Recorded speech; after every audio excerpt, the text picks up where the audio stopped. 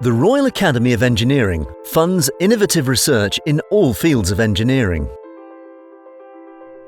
Professor Keith Mathieson, an Academy Chair in Emerging Technologies, is researching neurotechnology and optogenetics to help reverse neuronal damage and gain a deeper understanding of the brain.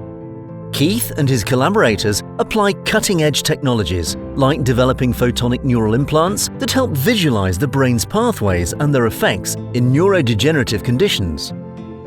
A recent innovation from Keith and his collaborators is a retinal prosthesis with the potential to restore vision loss from age-related macular degeneration.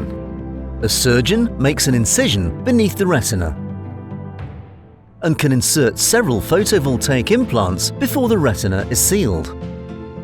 Special glasses record what is in front of the viewer and transfer the image to the retinal implant via infrared waves that cause the implant to generate an electrical current. This stimulates the damaged neurons in the retina, which tell the brain to form the image.